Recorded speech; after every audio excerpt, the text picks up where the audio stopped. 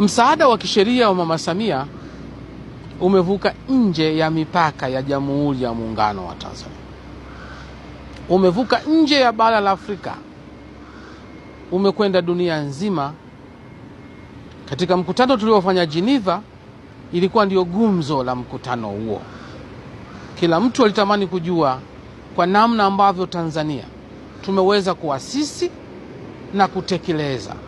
Wengi wakihoji nani alileta wazo hili, na jibu lilikuwa jepesi tu: Mheshimiwa Rais Daktari Samia Suluhu Hassan ndio kaleta wazo hili, na ndio maana mpango umepewa jina lake. Lakini wengine wakataka kujua ni nani ambaye anatekeleza mpango huu. Je, mna wataalamu kutoka nje ya nchi wanatekeleza? Tukaambia mpango umeasisiwa ndani ya Jamhuri ya Muungano wa Tanzania na rais wetu, na unatekelezwa na wataalamu wa Tanzania kwa 100%. Wakataka kujua ni nani anafadhili mpango huu.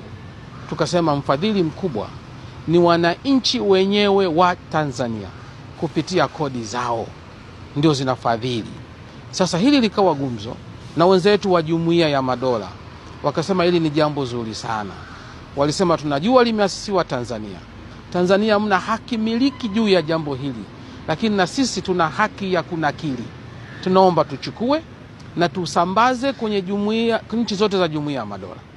Hivi sasa Mama Samia Legal Aid Campaign, mpango wa msaada wa kisheria wa Mama Samia, unakwenda kusambazwa katika nchi za Jumuiya ya Madola.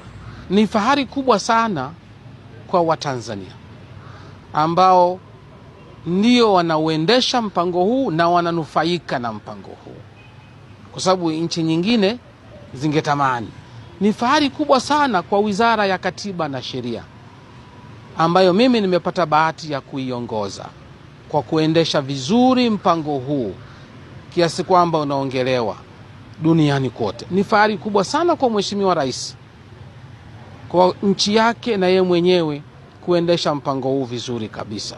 Kwa hiyo kwa niaba ya Mheshimiwa Rais na kwa niaba wa Tanzania wote, najisikia fahari sana kuona msaada wa kisheria wa Mama Samia umekuwa gumzo duniani, umekuwa gumzo katika nchi za Jumuiya ya Madola, na sasa unakwenda kutekelezwa katika nchi hizo. Wanasheria wote walioko katika Jamhuri ya Muungano wa Tanzania,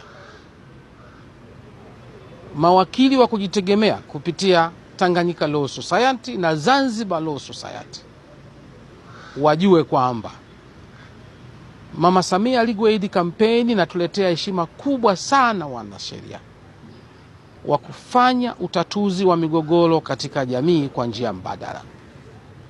Utatuzi huo unatupa heshima wanasheria kwamba tunatekeleza wajibu wetu katika jamii na tunahakikisha jamii inakuwa na haki.